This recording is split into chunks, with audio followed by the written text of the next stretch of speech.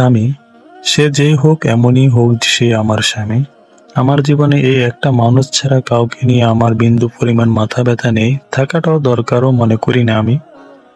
আমার কারো ভালোবাসা বা হিংসা বা রাগ কিছুই গায়ে লাগে না।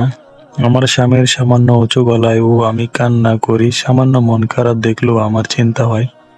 কিন্তু এই অনুভূতি আমার পরিবারের অন্য কোনো সদস্যের জন্য আসে না। এতে আমি অন্যায় কিছু মনে করি না।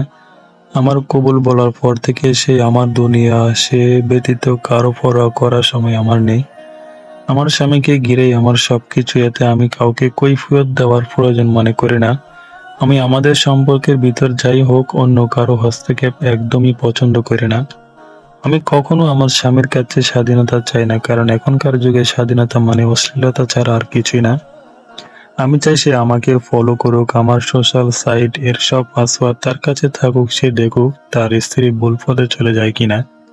আমি কোথাও গেলে খোঁজ নিক, কার সাথে গেছি, কই গেছি। স্বামী তো আমার চরিত্রের রক্ষাকারী, তার অধিকার সে আমাকে শয়তানের ফিতনা থেকে রক্ষা করুক। স্বামী স্ত্রীর মধ্যে পাই বেশি আবার কি জিনিস ভাই? আমারে বলুক, মানুষ স্বামীর স্বামীর ছাড়া আর কিছুই বুঝি না। আমার বোঝার দরকারও নাই। স্বামীর আমার স্বাধীনতা, স্বামী আমার ঘরবাড়ি, এতে আমার সম্মানে আঘাত লাগবে না একটু।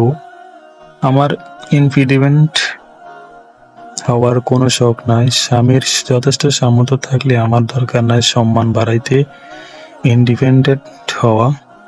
আমার স্বামীর যা সবই আমার, সর্বপ্রথম হোক আমার তার সবকিছুর উপর, তাহলে আমার স্বামীর উপর নির্ভর করতে আমার সম্মানে কেন লাগবে? Sorry bro, sister. আমি এই নারীবাদী আজাইরা মনোভাবের কপালে ঝাড়ু মারি। আমার স্বামী আছে, আমার কোনো রকম একাইম্মা স্বাধীনতা দরকার পড়ে না, একাইম্মা সেলফ ডিপেন্ড হওয়া দরকার পড়ে না। অনেকে বলবেন লাভ ম্যারেজ হয়েছে এজন্য এত কথা।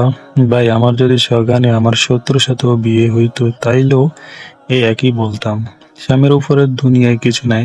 এখন বলতে পারেন স্বামীরা তো ভক্ত, তাইলে ঝগড়া কেমনে হয়?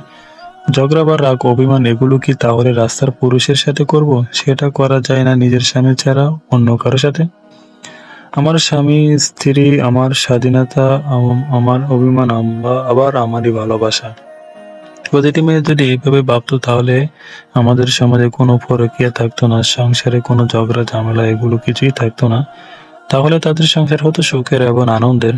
আল্লাহ যেন প্রতিটি মেয়ের মনে এরকম চিন্তা ভাবনা না দিয়ে দেন। জীবন সুন্দর যদি মানুষটা সঠিক হয়। আলহামদুলিল্লাহ।